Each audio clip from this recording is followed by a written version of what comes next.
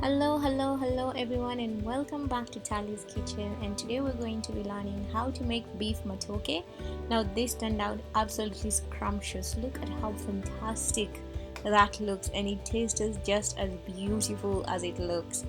Now, matoke is a really simple meal to put together. It's really wholesome. You only need one pot to prepare this.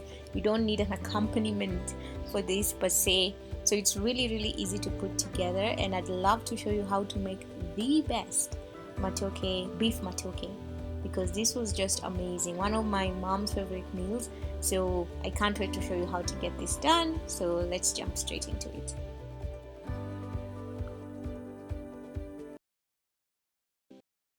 So I'm going to be starting here by adding my oil onto my pan. Now I'm heating this over medium heat, and once the oil is nice and hot, I'm going to go ahead and add in one large chopped onion.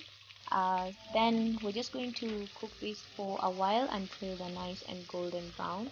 I do prefer to have my onions golden brown, but if you like to have them translucent, that's still okay. So I'm just going to give this a few minutes, and then we'll add in the rest of our ingredients.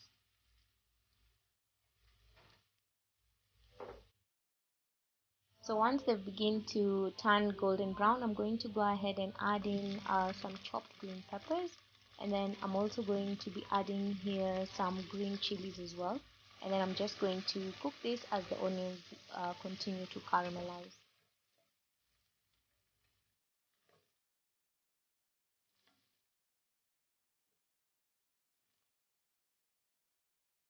Now next up here, I'm going to be adding my spices, and I'm doing here 1 tablespoon of curry powder. For this specific meal, I'm really going to minimize the amount of spices I'm going to put, and you're only going to be working with two. That is the curry powder, and then lastly here, I'm going to be adding 1 teaspoon of coriander powder, and then we're just going to cook this until it's nicely cooked. But you don't want to burn your spices, so just make sure you're adding this right before you add in your tomatoes, because it's also really important for the spices to cook in the oil as well. But if you leave them on there too much, then they're going to burn, and then your food is going to have some really weird taste. So just leave it there for about 30 seconds to 1 minute, and then go ahead and add in your crushed tomatoes. So today here I'm going to be doing just two large crushed tomatoes, because I'm not doing a lot of bananas.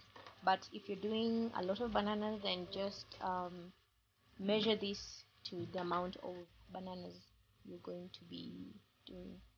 I'm also adding here 3 tablespoons of tomato paste, and then I'm just going to use my spoon here to mix everything to combine nicely, and then I'm going to let this come to a simmer.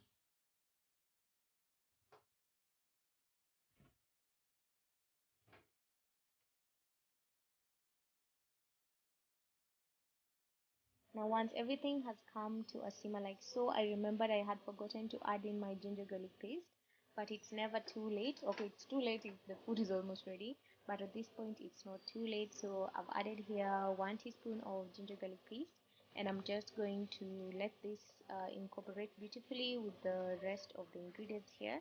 I'll let it simmer for about 1 to 2 minutes before I continue now with the rest of the steps.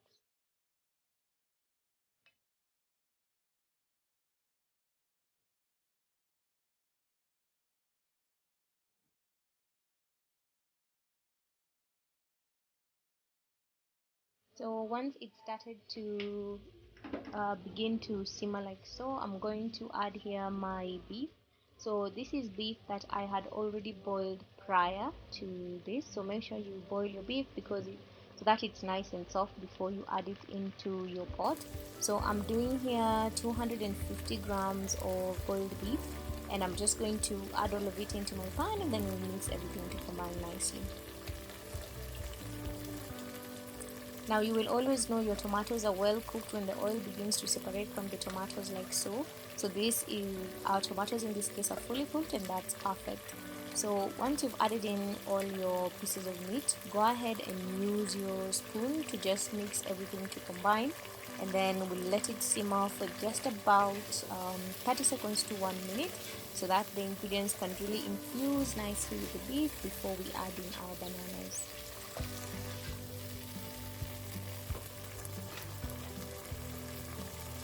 Once everything is nicely mixed together like so, go ahead and add in your bananas. I'm using here approximately almost 20 bananas, but they were really small in size, so do gauge the size of your bananas as you, because you can see I didn't even have to cut them into smaller pieces because it was good enough.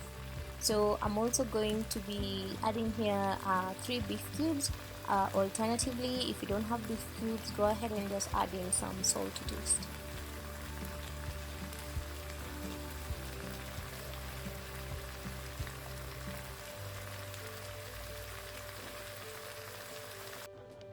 Now I'm not sure why I didn't manage to capture me adding the beef broth into my pot here, but the same water that I used to boil the beef is what I've added here right now, and I'm just going to let it come to a boil like so. You can increase the amount of water to slightly cover the bananas, so that like so, so that they can fully cook and become soft enough. And then once they're soft, go ahead and add in some coriander leaves, and then we're just going to let this simmer for about 3 more minutes, and then we're good. Your bananas are ready. Wasn't that easy? Wasn't that simple? Wasn't that fantastic? Yes, it was. So you're basically done here. You have yourself a full meal that you can have immediately. And bananas are best had hot. Cold bananas are not as nice.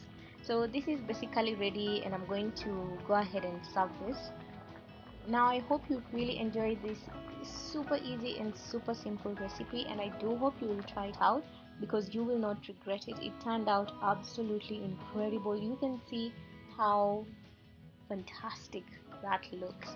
Looking at it makes me feel like I want to jump back into the kitchen and have another bite. So do consider sharing, liking, and subscribing if you have not subscribed to my channel yet. And I will see you all next time with yet another fantastic video.